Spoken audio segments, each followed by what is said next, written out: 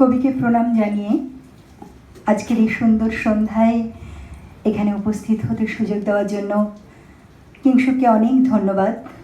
শোনাব বীথিকা কাব্যগ্রন্থের কবিতা মিলন যাত্রা। চন্দন ধূপের গন্ধ ঠাকুর দালান হতে আসে, চন্দন ধূপের গন্ধ ঠাকুর দালান হতে আসে। শানবাঁধা আঙিনার এক পাশে শিউলির তল আচ্ছন্ন হতেছে অবিরল ফুলের সর্বস্ব নিবেদনে। গৃহিণীর মৃতদেহ বাহির প্রাঙ্গণে আনিয়াছে বহি, বিলাপের গুঞ্জরণ স্থিত হয়ে ওঠে রহি রহি। শরতের সোনালি প্রভাতে যে আলো ছায়াতে খচিত হয়েছে ফুলবন, মৃতদেহ আবরণ আশ্বিনের সেই ছায়া আলো অসংকোচে সহজে সাজালো। জয়লক্ষ্মী এ ঘরের বিধবা ঘরণী আসন্ন মরণকালে দুহিতারে কহিলেন, মনি আগুনের সিংহদ্বারে চলেছি যে দেশে, যাব সেথা বিবাহের বেশে। আমারে পরায়ে দিও লাল চেলিখানি, সীমন্তে সিঁদুর দিও টানি। যে উজ্জ্বল সাজে একদিন নববধূ এসেছিল এই গৃহের মাঝে, পার হয়েছিল যে দুয়ার, উত্তীর্ণ হলো সে আরবার সেই দ্বার সেই বেশে 60 বৎসরের শেষে।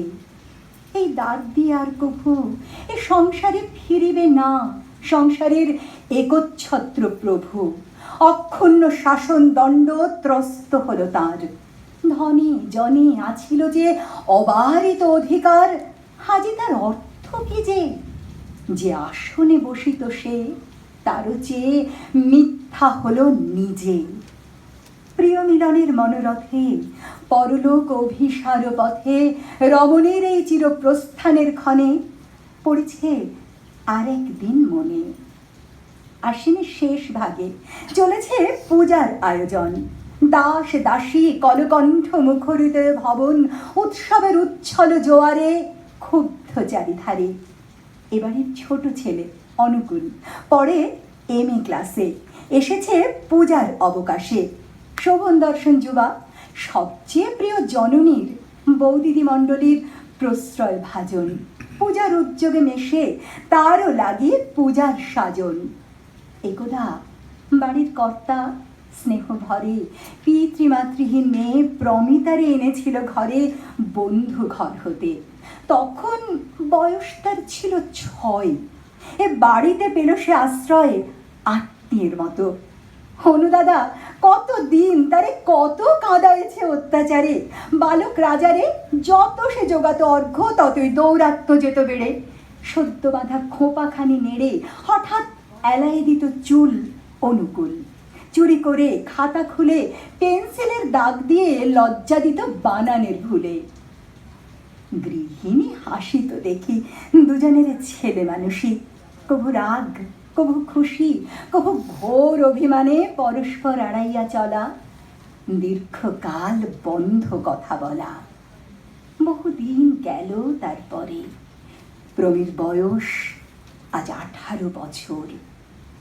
হেনকালে একদা প্রভাতে গৃহিণীর হাতে চুপি চুপি ভৃত্য দিল আনি রঙিন কাগজে লেখা পত্র একখানি। অনুকূল লিখেছিল প্রমিতারে বিবাহ প্রস্তাব করিতারে, বলেছিল মায়ের সম্মতি অসম্ভবতী, জাতের অমিল নিয়ে সংসারে ঠেকিবে আচারে। কথা যদি দাও প্রমি, চুপি চুপি তবে মোদের মিলন হবে আইনের বলে। দুর্বিষহ ক্রোধানলে জয়লক্ষ্মী তীব্র উঠে দহি দেওয়ানকে দিল কহি, এ মুহূর্তে প্রমিতারে দূর করি দাও একেবারে। ছুটিয়া মাতার এসে বলে অনুকূল, করিও না ভুল, অপরাধ নাই প্রমিতার, সম্মতি পাইনি আজও তার। কর্ত্রী তুমি এ সংসারে, তাই বলে অবিচারে নিরাশ্রয় করে দিবে অনাথারে। হেন অধিকার নাই নাই নাই কো তোমার। এই ঘরে ঠাঁই দিল পিতা ওরে, তারই জোরে হেথা ওর স্থান তোমারই সমান। বিনা অপরাধে কি সত্যে তাড়াবে ওরে মিথ্যা পরিবাদে। ঈর্ষা বিদ্বেষের বহ্নি দিল মাতৃমঞ্চে। ওইটুকু মেয়ে আমার সোনার ছেলে পর করে, আগুন লাগিয়ে দেয় কচি হাতে প্রাচীন ঘরে। অপরাধ অনুকূলরে ভালোবাসে এই ঢের, সীমা নেই এ অপরাধের। যত তর্ক করো তুমি, যে যুক্তি দাও না, ইহার পাও না ওই মেয়েটাকে হবে মেটাতে সত্তর। আমারই এ ঘর, আমারই এ ধন জন, আমারই শাসন, আর কারো নয়। আজই আমি দেব তার পরিচয়। প্রমিতা যাবার বেলা খুলে দিয়ে দ্বার, খুলে দিল সব অলংকার। পরিল নীলের শাড়ি, মোটা সুতা বোনা, কানে ছিল সোনা, কোনো জন্মদিনে তার স্বর্গীয় কর্তার উপহার। বাক্সে তুলি রাখিল সজ্জায়, ঘোমটায় সারা মুখ ঢাকিল লজ্জায়। জলে হতে গেল পার সদরের দ্বার, কোথা হতে অকস্মাৎ অনুকূল পাশে এসে ধরিল তাহার হাত।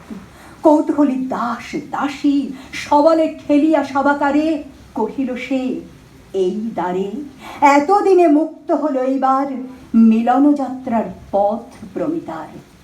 যে শুনিতে চাও শোনো, মোরা দোহে ফিরিব না এ দ্বারে কখনো।